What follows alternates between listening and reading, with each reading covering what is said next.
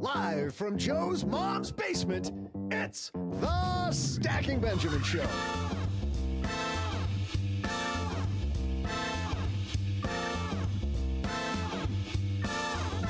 I'm Joe's mom's neighbor, Doug, and today you'll learn how improving your mindset improves your financial well-being with former marketing executive, early retiree, and host of the Inside Out Money Show, Maggie Tucker.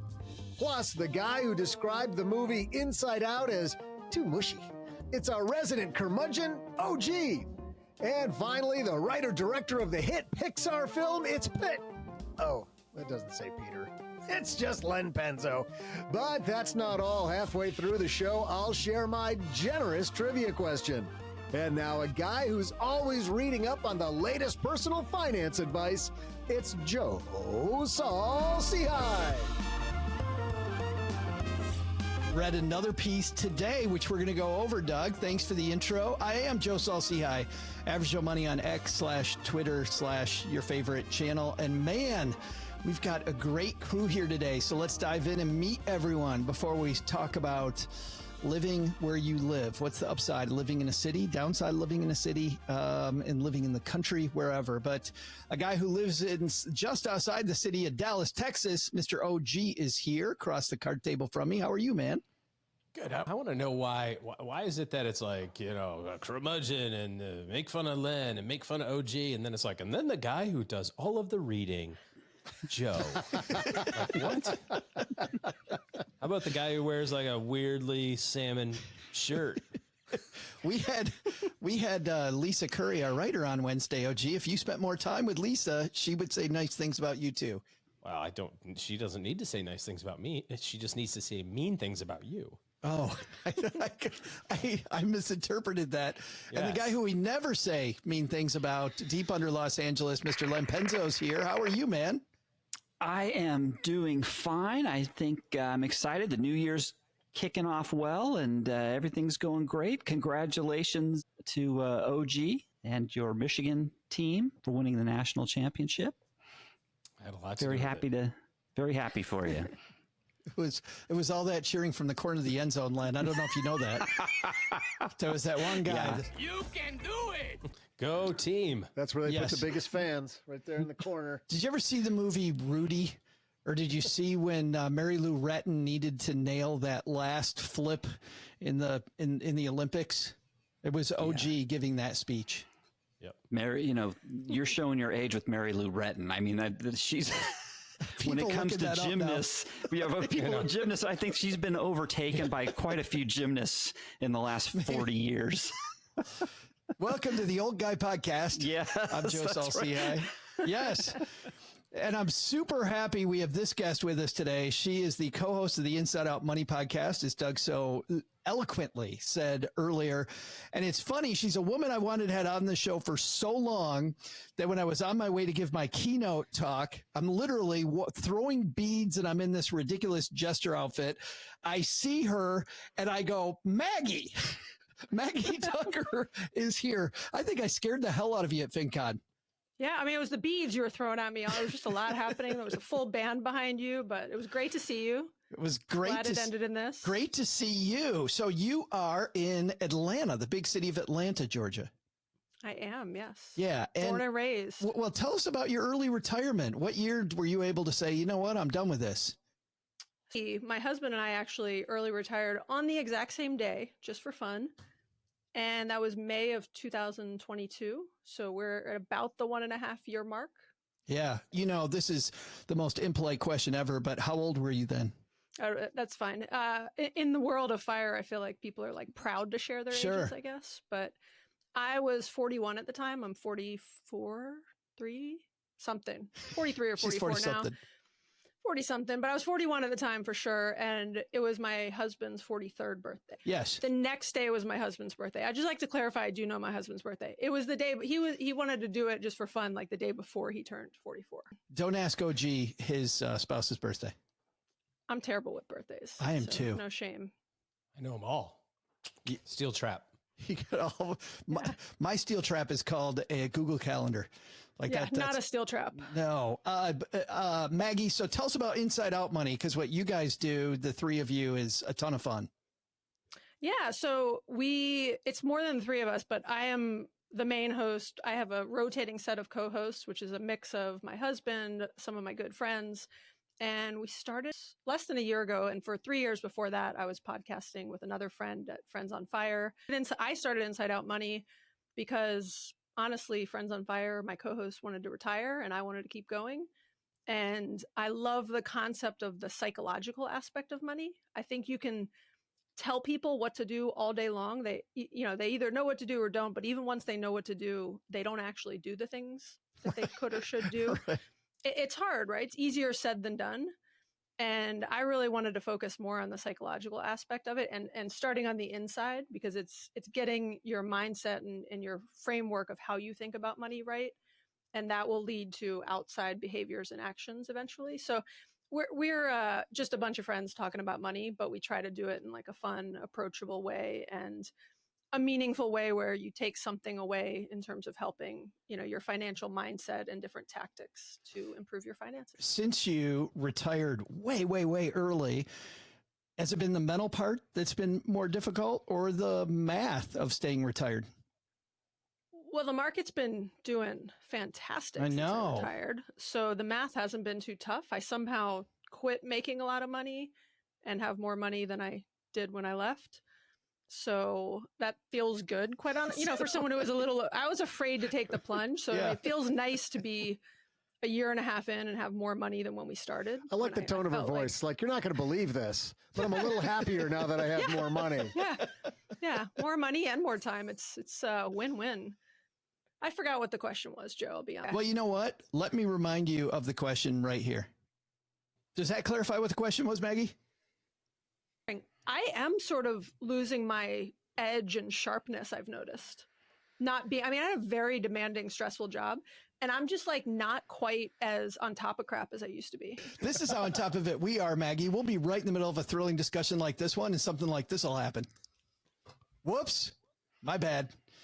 Maggie Tucker's here from Inside Out Money. OG's here. Neighbor Doug. Len Penzo. Let's get talking about where you live and your financial security.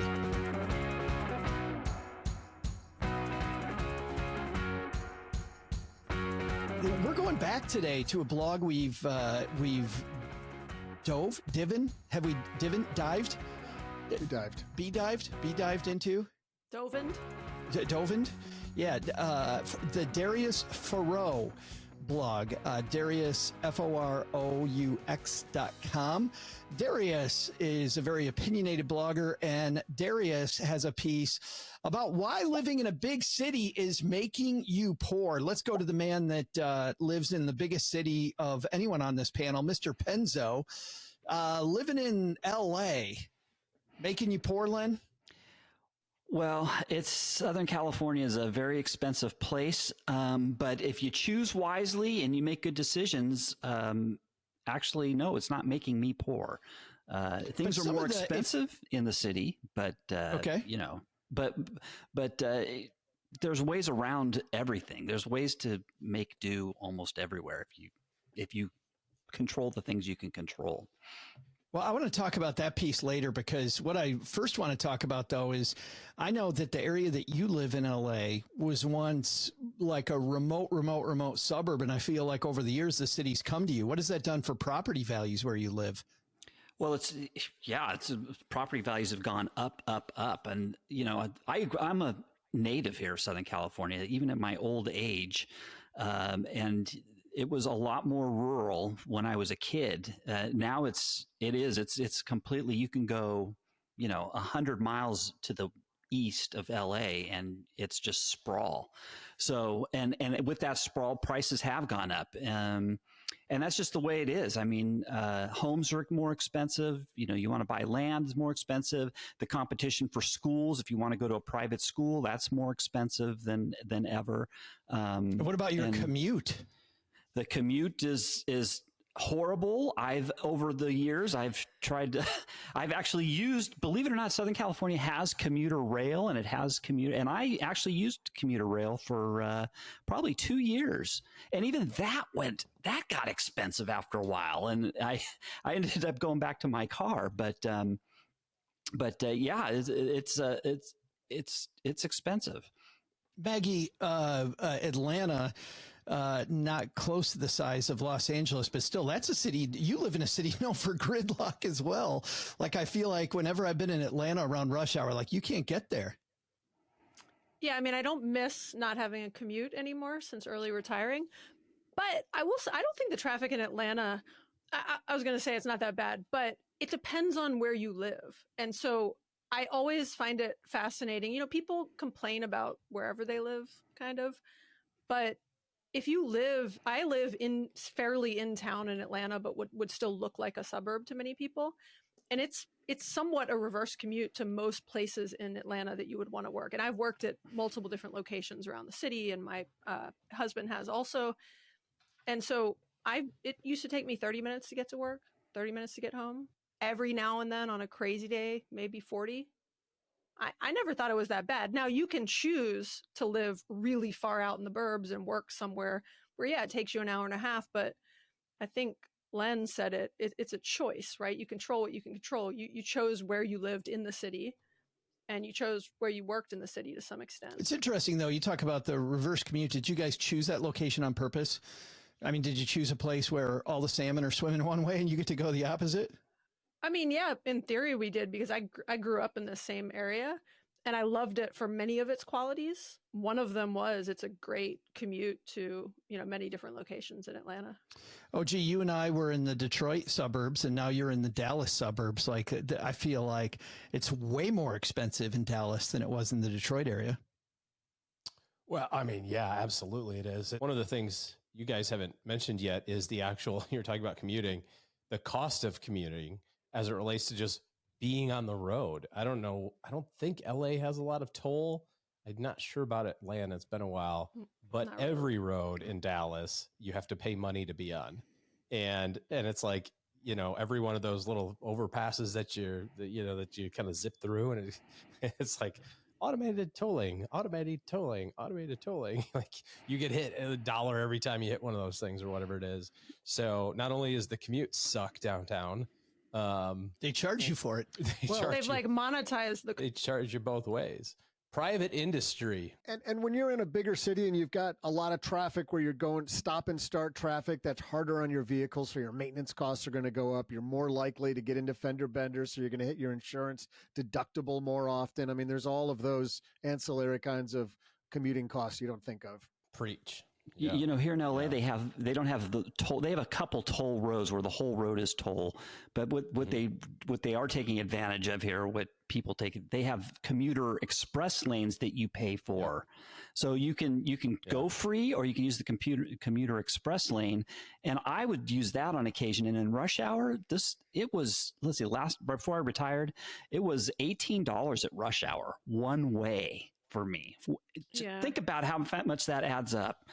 Yeah, my most expensive express lane story was we were trying to get across town from Dallas to Fort Worth, and there's a couple of roads that do it, but from where we are, there's kind of a major road, and there's a huge accident, and so it's dynamically priced where to keep that lane going, the prices tick up so that the volume of cars is manageable, right? Because that's the whole idea is you're paying for the speed. It was $48. To go 6 miles. Yeah. That's crazy. 6 miles.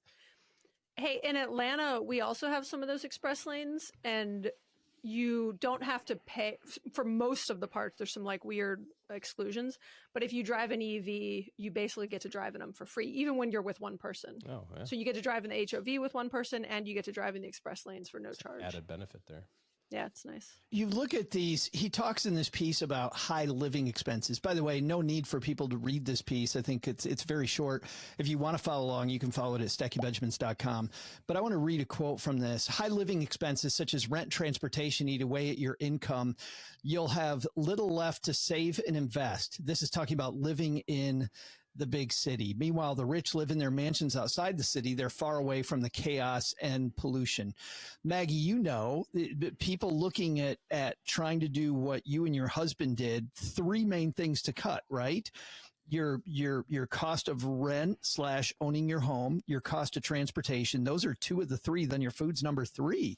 Like, wouldn't you agree, living in any of the cities you guys live in, way more expensive than Mom's house here in Texarkana? And he has a real point there. Yeah, I agree. I mean, I think he oversimplifies it, but if we're going to keep oversimplifying it like he does, yeah, I agree. In theory, it is. What do you mean by he oversimplifies it? Well, he oversimplifies that it's a kind of binary decision, right? That it has to be a high, a big city has to be expensive, housing's expensive, everything else. But I don't think it's that simple. So just as a simple example, I'm in Atlanta. I live in a house that's of a certain amount. I haven't done a lot of lifestyle inflation over the past 15 to 20 years. And so I have a very reasonable cost of living. I paid off my mortgage, 10 years ago. And I don't really have an expensive cost of living.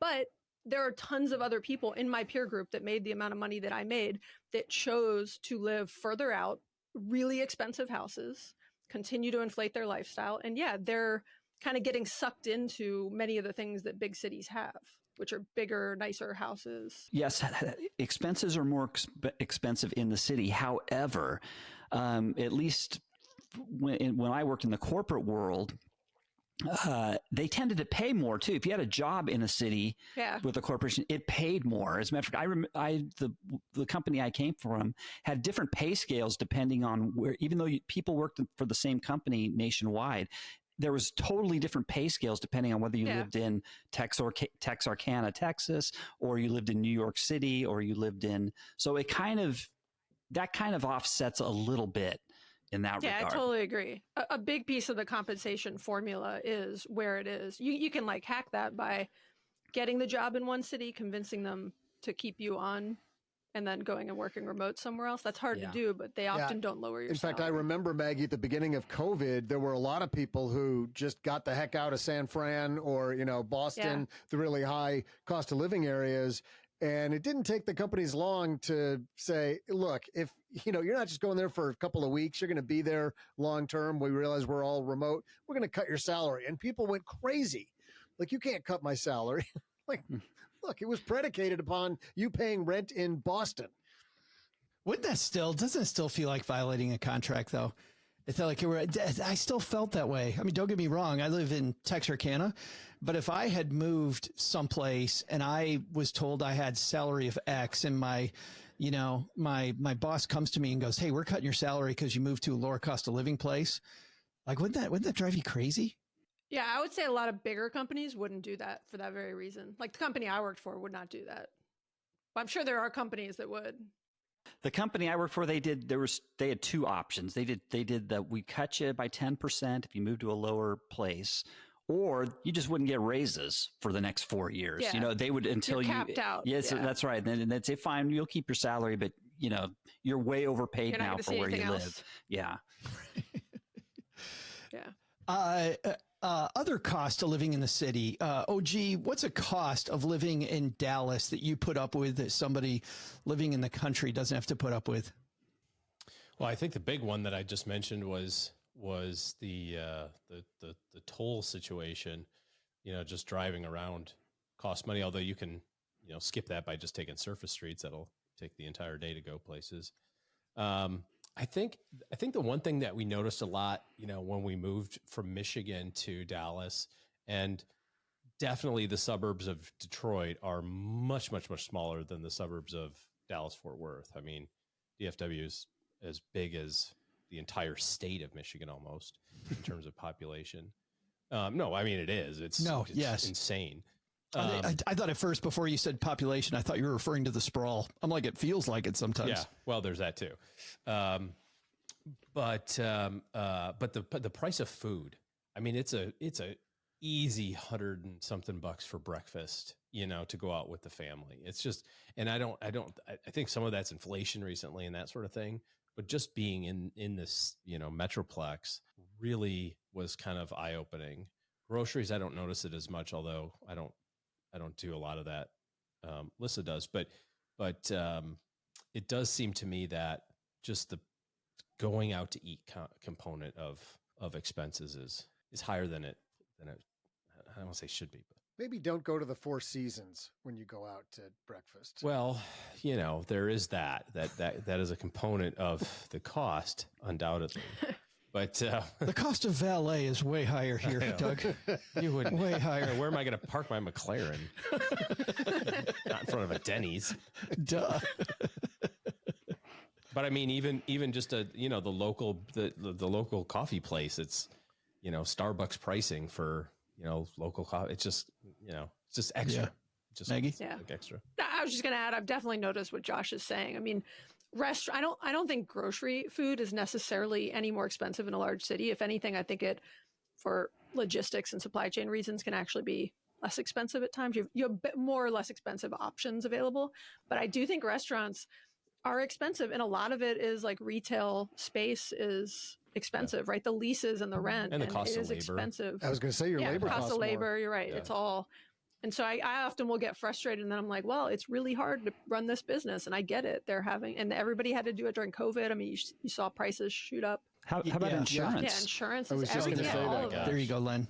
Oh my gosh. Yeah, I thought you were talking about insurance for the restaurants, but you're right, even just insurance in general. Yeah, like car insurance is typically, closer you live to a hard, downtown city, the insurance rates go up.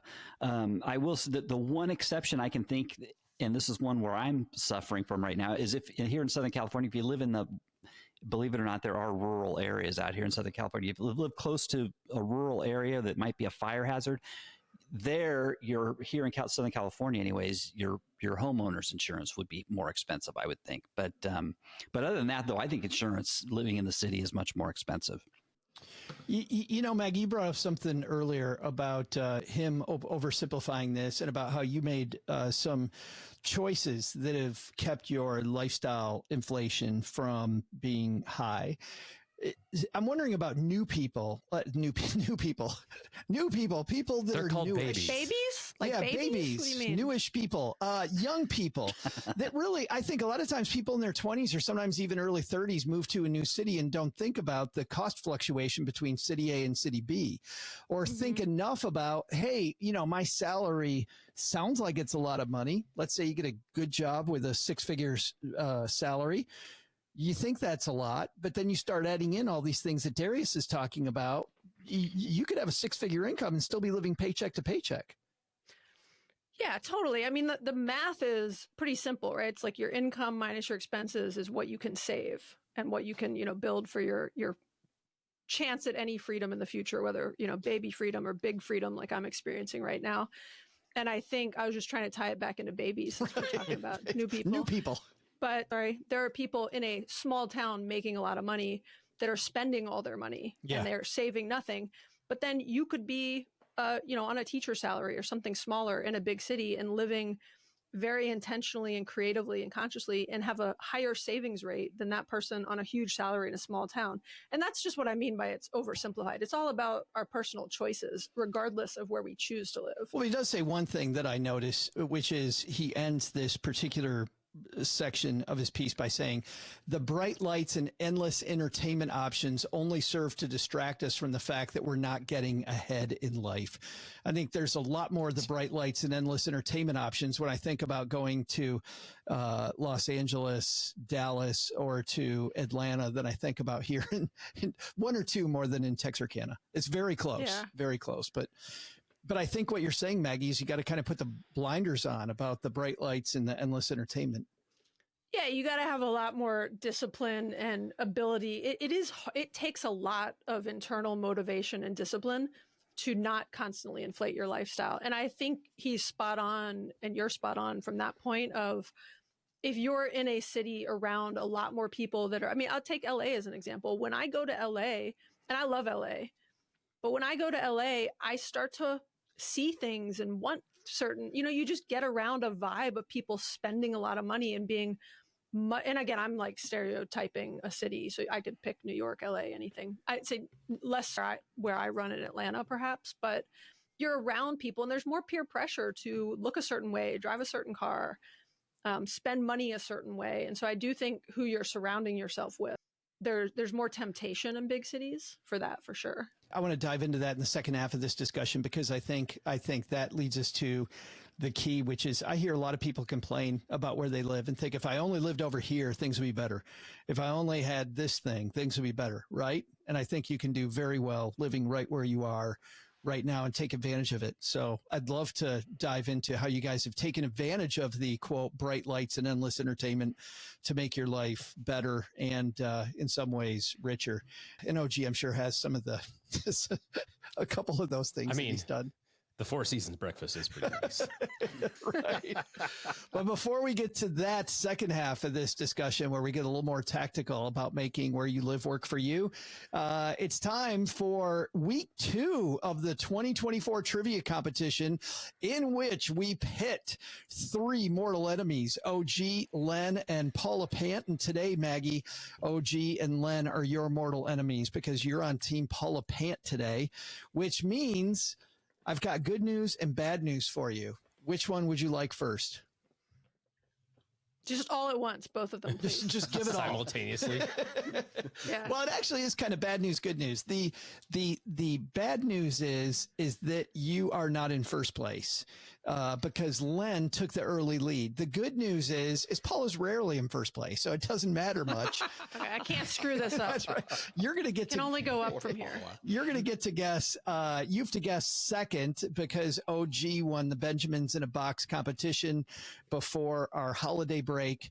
Len will guess first. OG guesses last. But to do all that, we need a trivia question. Doug, what do we got this week, man? You surely do need a trivia question, Joe. Hey there, stackers. I'm Joe's mom's neighbor, Doug. On today's date in 1946, the patron saint of my heart, Dolly Parton, was born. The world hasn't been the same since. Raised in a 1-bedroom log cabin in the Smoky Mountains with her 11 siblings, Dolly knew at an early age that she wanted to be a singer. I'm all for a cost-effective living situation, but 14 people in a 1-bedroom is a little bit much for me. Although, look, I'd tough it out for Dolly. I bet they could have used someone as helpful and rugged as me around the house. Know what I mean? Okay, yeah. At just 10 years old, Dolly began her music career on the Kaz Walker Show in Knoxville, Tennessee. Then, at the age of 13, she performed at the Grand Ole Opry for the first time, exposing her to a bigger country music audience and setting her on the path for superstardom. Maybe even more importantly, it set her on a path for me to eventually discover her music as a teenage boy and start a years-long campaign to be the president of her fan club. After relentless emailing on my part, the Rock and Roll Hall of Fame got wise and inducted Dolly in November 2022 after 66 years in the industry. That was why. Yeah. Oh, yeah. I take full credit. There's lots of massive numbers that come to mind when we think of Dolly. There's her 25 number 1 hits, and also massive, there's her 54 Grammy nominations and 11 wins. Wow. And, of course, even more huge than that is the tremendous number of books that she's donated to kids. Len, you didn't think I was going to say any of those things, did you? Today's trivia question is, how many books has Dolly Parton donated through her nonprofit called Imagination Library? I'll be back right after I finish designing campaign flyers to make Dolly the mayor of Texarkana, so she's got to move here. Perfect. Fantastic. Come on down, Dolly Parton. Is there a bigger badass than Dolly Parton, by the way? Just amazing. Her world. We just love it. I swear, and more so every year. Like, people think Taylor Swift is incredible. The Dolly Parton, man. So, Joe, who's Taylor going who? first, second, and Taylor third who? here? That's right. Never heard of her. Sorry. No. I had a lot of teenage girls in my house. Did you go to the to see her in concert, Maggie? No, Joe, I don't have a job anymore. So what's funny is we discussed and we told her, I go, man, if we were still working, I would totally have sprung for the amount of tickets, but I feel like I need to make more responsible decisions now. And our kids were like, could you go back to work? Right. Your kids are like, fire movement sucks. Yeah, Mom. they don't get the trade-off. That sucks. All right, Len's going to go first. Maggie second. OG goes last. Len, how many books has she donated through her nonprofit? You know, when I was, did Doug say when she started that nonprofit? Did you mention that? Okay, well then I'll just really have to wing it. Let's see. It's probably some humongous number. 7. I'm going to say... Were they kids' books? These are kids' books, right? All books to like all ages books. to just to like school age libraries. Got So it. it could be K through 12. I'm going to say, let's just... I'm sure it's a huge number. I'm going to say 10 million. 10 million books. Maggie, does that sound high or low to you? I don't know. That's just a tricky question. And you think we do? I'm just Have you ever singing heard our working show? 9 to 5. Yeah. I'm just singing Dolly Parton songs in my head now. I'm going to go because I think I understand the rules to this game, and I'm going to try to do Paula solid here. I'm going to go with, you said 10 million, Len? Yes. Len. I'm going to go with 9.5 million. 9.5 million. OG's liking that. Loving it. Definitely the over. 10 million and 1/3 books and everything above it. 10 million and a book shredded into thirds. I think the real number is 46 million. That's what I think the real number is. 46. You think it's way But my higher. official guess, I was going to say 50, but my official guess is 10,000,001. That's a ton of books. Well, Maggie, you were the nicer of the two of you. Because What ticks me off when he does that, Joe, is that he knows I'm over here trying to do math to figure out who's closer, and he don't have to goes do with that. these Just- like just announce infinitesimally it. small OG. decimals. OG, just announce it. you think so? Well, you know what? We're going to find out here in just a minute. We'll be right back. Len, you kicked things off at 10 million. Look good for about, I'm going to say, well, until Maggie started talking, it looked good. That's I'm out of this one. So Maggie, you feeling good with the under? Because OG thinks it's a big, huge number. What do you think? I don't know. I mean, I was feeling like unsure until you just said that. Now I'm feeling better, but you might have given me a false sense of hope. Oh, would I do that? Would I? You would. I think you would. But I let's very keep well going. might. That might be something I've done in the past, but nothing better than watching OG get angry when he loses. OG, how are you going to feel when you lose this one? I don't know. Well, Just gotta let Len build a nice lead. He looks like he's going to be fine. Sneak up from behind. let's Take find him out out. at the knees.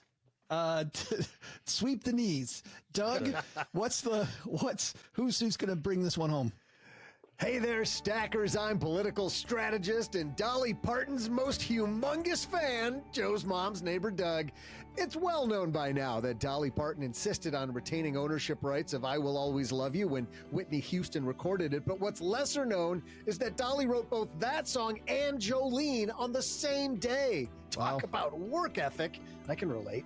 Like One 9 to last 5. Dolly-related number that's on everyone's mind. It's the one everyone's thinking of. According to Cosmopolitan.com, I Will Always Love You has earned Dolly $20 million to date, with income from the mega hit continuing to rise every year. That reminds me, I got to add right #1 song onto my to-do list. I'm forgetting to do that. Today's trivia question was, how many books has Dolly Parton donated through her nonprofit called the Imagination Library? A longtime champion of education, Dolly Parton started her nonprofit Imagination Library in her home county in 1995. Since then, she's donated an estimated, I'm not going to tell you that. What I will tell you is that I'll tell you that Len is off by 190 million in the wrong direction. Maggie's off by 190.5. OG, I just rounded. He's only off by 189 million because she's donated 200 million books to kids in need. And that makes OG, but mostly all those kids, the real winner. It's a lot of Wow. books. That's a lot Goodness of books. gracious. Were those like hardback books? Like thin books? Yeah, they're 4 That's a lot of pages books. long, Maggie. Yeah, I feel like those were pamphlets. There was like I'd like to read the fine print of the those question. books. Maggie gets along well here. I want to read the fine print to that question. Like that's a good answer. We've had those fights here. So yeah. Welcome to the party. Yeah, thanks. All right. So OG scores, and we're back to what we have every year. Len and OG in first, and Paula. Sorry, Paula. She's going to be very comfortable when she gets back, Maggie. That's fine. The second half of today's show is brought to you by depositaccounts.com. Maggie Tucker, do you know what happens when you go to depositaccounts.com? A web page comes up. It is Indeed.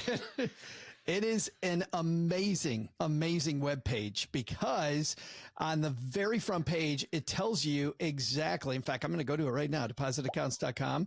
It tells you can compare more than 275,000 deposit rates from over 11,000 banks and credit unions for free. It displays exactly what's going on with savings accounts. Listen to this. The national average savings account, as we record this, is 0.5%.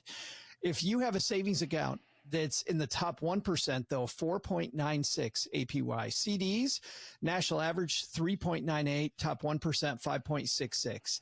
You'll find out that and more, and then you can compare yours, ditch, switch, and save at depositaccounts.com.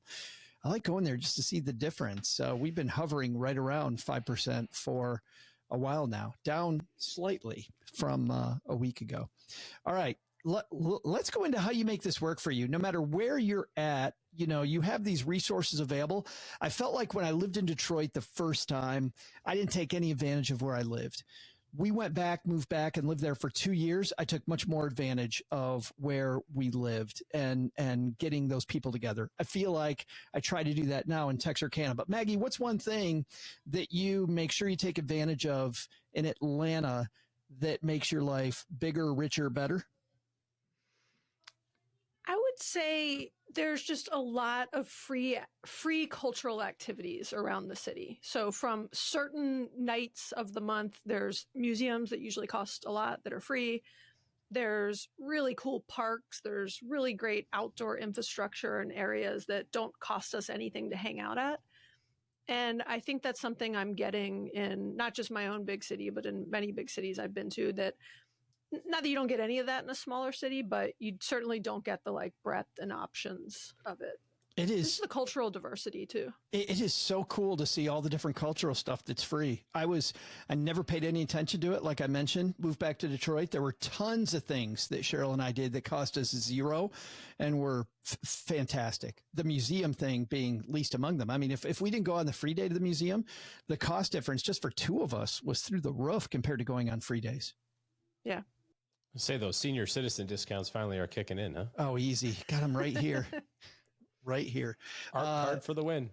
How do you take advantage of living in the city, living where you live?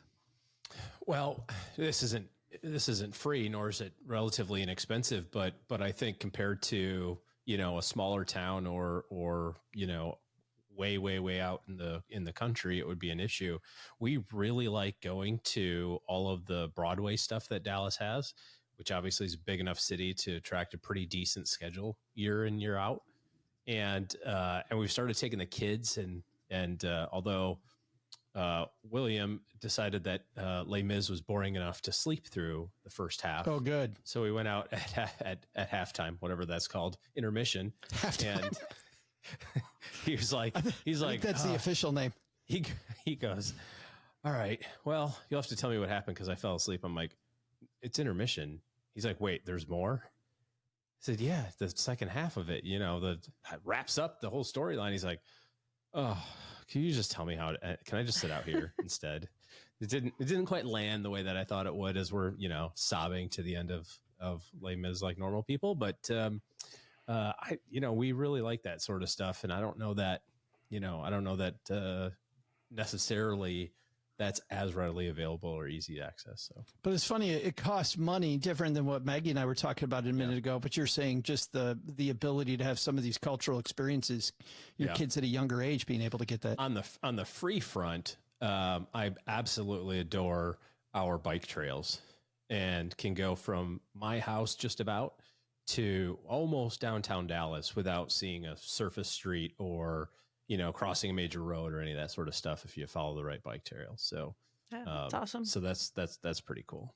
Those are fantastic. You guys have like a road that's a kind of a bike trailish road around Atlanta, don't you, Maggie? Yeah, the Beltline. Yeah, the Beltline. Yeah, I unfortunately can't say what Josh said around actually being able to get where I want to go with it. I got to drive my car to it and get on it. But if you live near it or on it, it's awesome. And it's great just to go and, have, again, it's like free stuff to do that's really fun and cool and gets you outside. To be fair, I'm different. a mile from it, but I can get there on back roads. So I don't have to drive, but I could drive and park, sure. Len, how about you? How does being close to LA make your life richer? Well, I'll tell you one thing that is actually really nice when you live next to a big city is if you like to travel, believe it or not. I guess this is a little ironic, but if you're trying to move away or go out and travel away from the city, airfare here, at least I'm sure it's at all the big cities. I mean, LA, if you get an airfare out of LAX, the main airport there, it is generally, I don't know, 30-40%. The airfare is cheaper than if you go to one of the smaller suburb airports here in Southern California. And there's a lot of them. There's, Burbank or Long Beach or. Of course, it takes you 3 days in traffic to get there. Well, you know what, though? It's all a trade-off. And it's all a trade-off. And the way you get around that, if you're off in the suburbs and you're driving into LA, just to let you know, is you get a taxi or you get an Uber to take you to because you also have to pay for parking if you drive your own car down there, right? So you don't have to worry about that. But if you live right in the heart of the city and you take those big airports, you're going to get much cheaper airfare to almost anywhere. So, I mean, it really is. It's so a huge cheap savings. To get out of town. It costs you $200 to get to the airport, but it's so cheap to fly out of here. But once very seriously though, Len, I mean, we struggle in Texarkana. Not only that, I mean, you can go anywhere you want as long as it includes Dallas. Exactly. And there's 2 flights a day, and the price can go anytime you want as long as it's give or take plus or minus 2 days. Right. Because we may or may not make this flight today. We haven't decided. There have been so many times I'm 2.5 hours from my house and I get stuck overnight because they cancel that flight. Yeah. Like it is just the major airport. But you know what? We counter that with a much lower cost of living just across the board in Texarkana.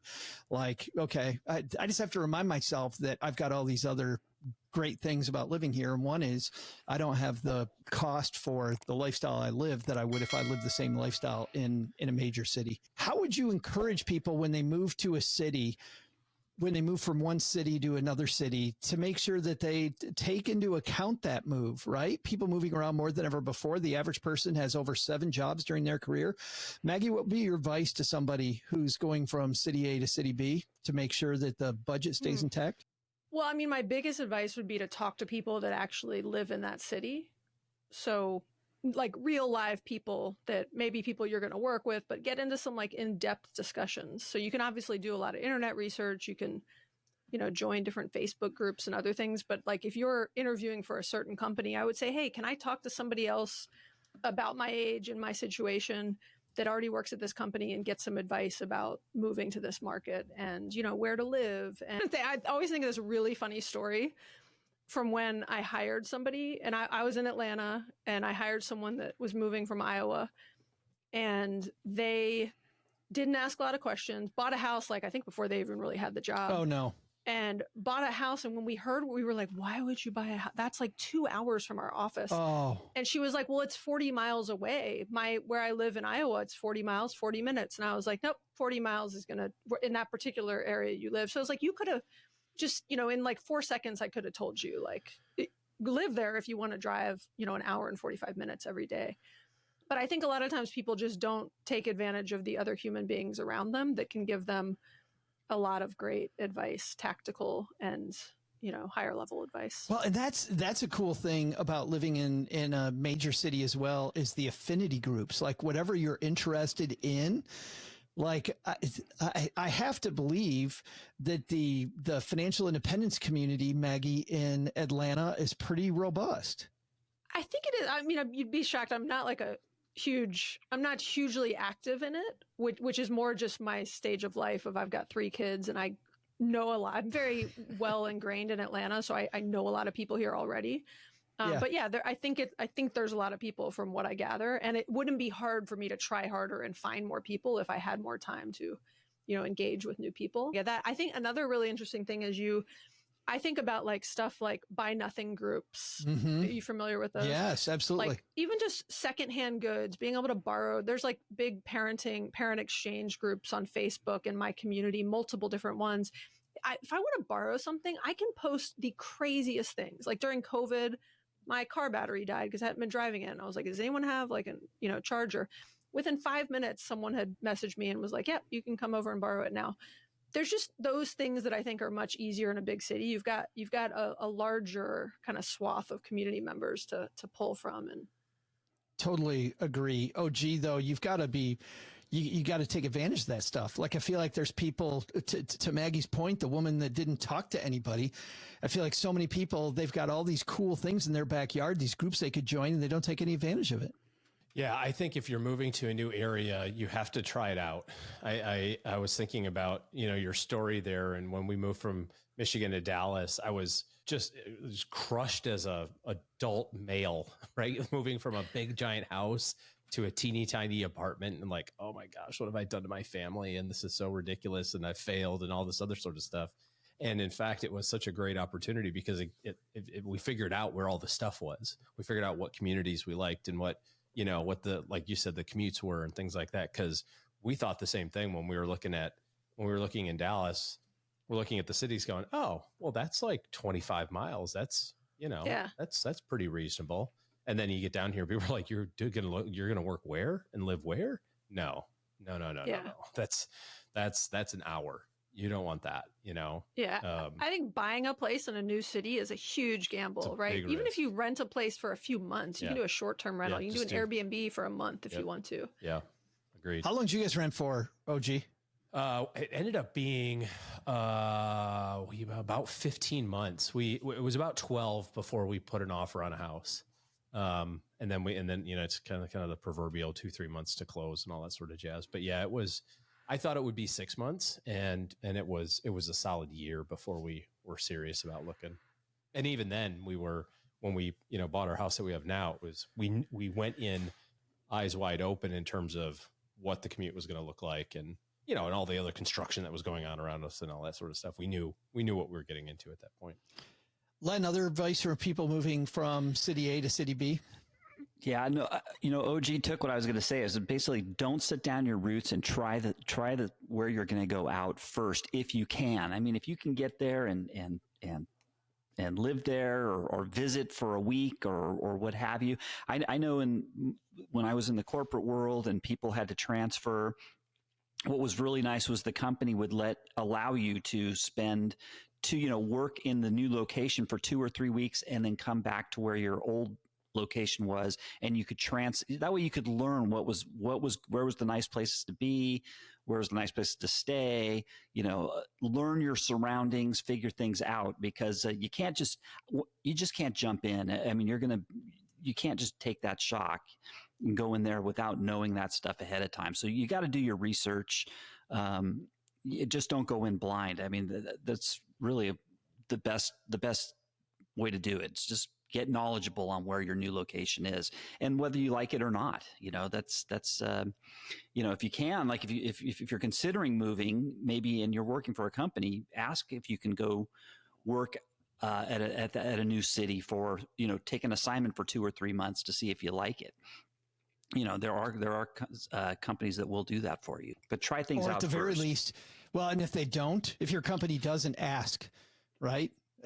Sure. I mean, so often there have been so many studies that show that people just don't ask. Almost, Maggie, to your point earlier about the woman not asking people in the new city what it was like. This piece, again, is called Why Living in a Big City is Making You Poor. And my goal with this piece was to point out that it can, but I think you have to take advantage of the place you live and look for those opportunities. Maggie, you had a thought about this piece just in general when we sent it to you. What was your thought about this piece? I felt a little bad because my first thought was a little bit overly critical, but it was just that it was the overall take from the author. Look, it was a provocative title and, that's what a lot of people are going for, but it was overly simplistic and it didn't give human beings enough kind of credit for agency over their own life and decisions. Like if you want to live, and he later goes on to clarify this towards the end briefly, but like if you want to live in a big city, good for you. You might have reasons. I can't really leave Atlanta, right? We're a blended family. I need to convince 3 families to move. to be able to take our kids anywhere else. And I happen to like Atlanta. I thought you were going to tell us your ankle bracelet would go off if you got more than... No. I can't we can't take, my husband and I can't take our kids out of Atlanta without convincing our exes to also move to another city. Right. And we don't want to. We like it here. We have good roots here. My family's here. So there's a lot of reasons why you might want to be in the city you're in that have more to do with quality of life and family and other things. And I just think that the point is, you can make any city work. Certainly, there are things that are just like mainly housing that are significantly less expensive. You can get a lot more house for your money outside of a big city. And that's great. And if that's your most, if you have, if the world is your oyster and you can go do whatever you want, like I would go live in, some places where I can just, have this beautiful piece of land and, nothing around me, and it would be awesome. But I'm not able to do that at this point in my life. And that's okay. Right. And so that's why I think that he just sort of oversimplifies it and makes it almost like a binary decision when two things can be true, right? Yeah. There are some pros to big and small cities, but you also can make your own choices and decisions, and you can decide what trade-offs you're willing to do and make an intentional decision for yourself. I love that take, which is why I think that's a great place to land, because I think no matter where you live, like when we moved to Texarkana, we realized all of the benefits there. When I hear people complain about living here, I just think, why? Like there's so much cool stuff here. You could make it cool.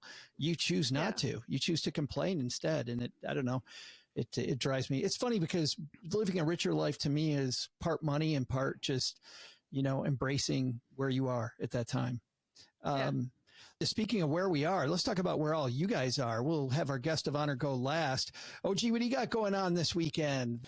A whole bunch of nothing. This is a quiet period for us where we've got, no real sports for the kids. They're in preseason for track and baseball, headed to Chicago next week. So we're enjoying the quiet lull before spring sports kicks off and my stuff that kicks off in the spring. So we are enjoying some quiet time at home. Your spring stuff kicks off in the spring. Wow. I didn't know spring stuff kicked off in the spring. That's a lot of specificity. It's a lot of stuff. A lot of things with the stuff. A lot of things. Speaking of museums, what's fun about living in Texarkana is that I get excited about coming to Dallas, OG, to visit you guys. Or when we go to a city and we make like these lists of things we're going to do when we get there. Yeah, no. I'm going to Houston now that the stench of all those U of M people is leaving that city. So we're headed to see some of the museums in Houston. We've never done the museum stuff in Houston. So I heard this really fun. So we're going to do that. Len, what's going on at lenpenzo.com, man? Let's see. We're talking this week about the high cost of convenience. I was offered something by my communications company that works the internet in my house and all that. They actually gave me a deal that when I looked into it, the thing they offered me was so expensive. It was a ripoff. It was a total ripoff. It's a good thing I did my research because I found the thing they were offering me, I found elsewhere for about 70% less. So it's just a little anecdote about how this company openly tried to rip me off, just making it sound like it was a great deal.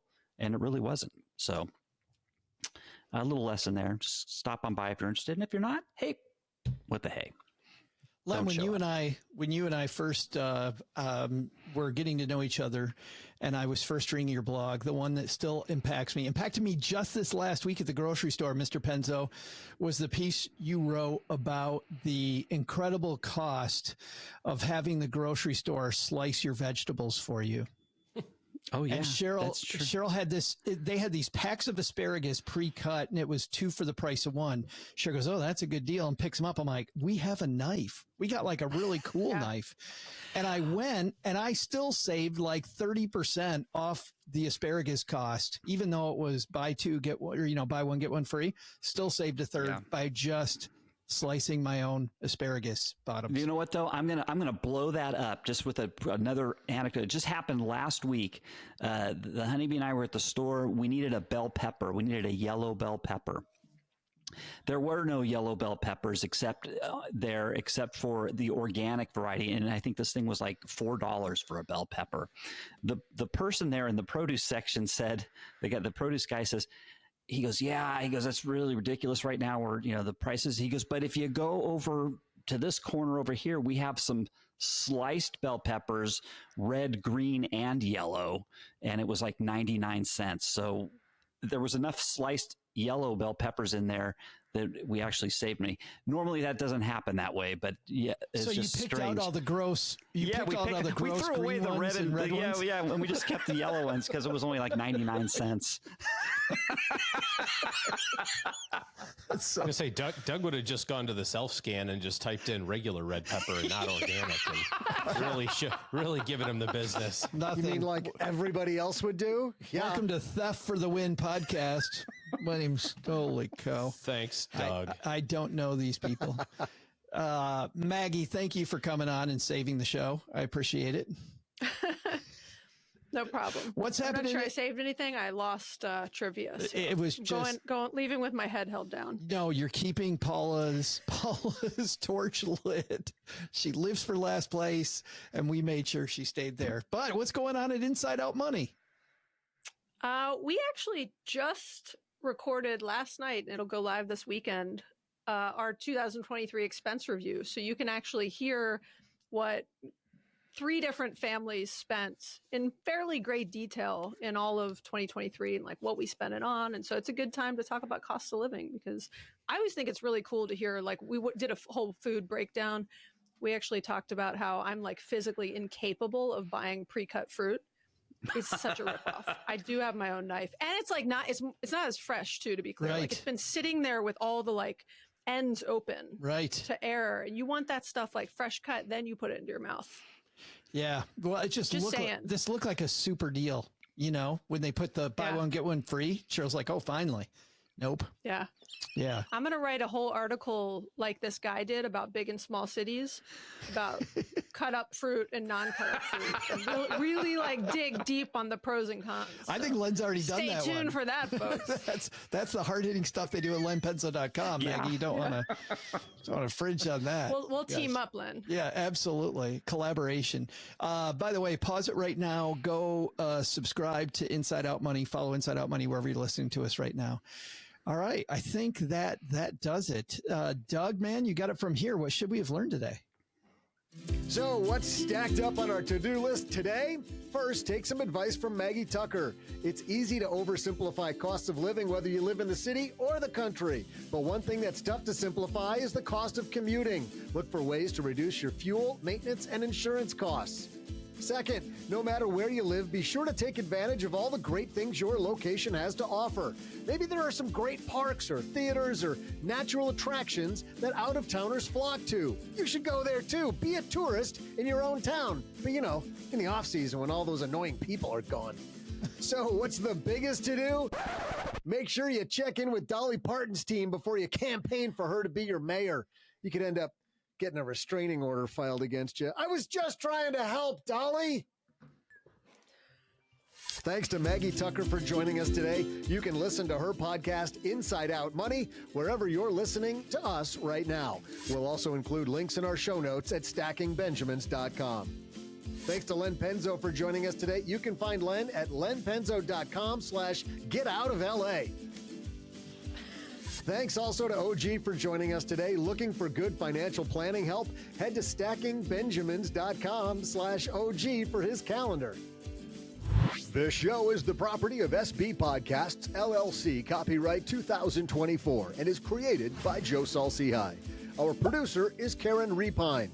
This show is written by Lisa Curry, who's also the host of the Long Story Long podcast, with help from me, Joe, Kate Younkin, Karen Repine, and Doc G from the Earn and Invest podcast. Kevin Bailey helps us take a deeper dive into all the topics covered on each episode in our newsletter called The 201. You'll find the 411 on all things money at The 201. Just visit stackingbenjamins.com/201. Wonder how beautiful we all are? Of course you do, but you'll never know if you don't check out our YouTube version of the show, engineered by Tina Eichenberg. Then you'll see once and for all that I'm the best thing going for this podcast.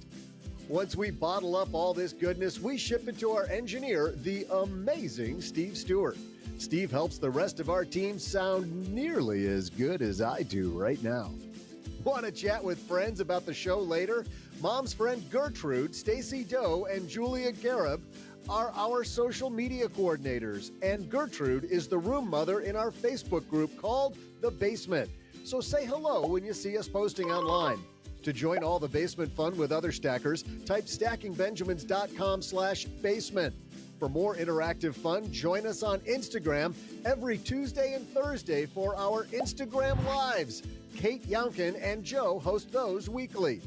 Not only should you not take advice from these nerds, don't take advice from people you don't know. This show is for entertainment purposes only. Before making any financial decisions, speak with a real financial advisor.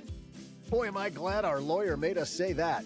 I'm Joe's mom's neighbor, Doug, and we'll see you next time back here at the Stacking Benjamin Show.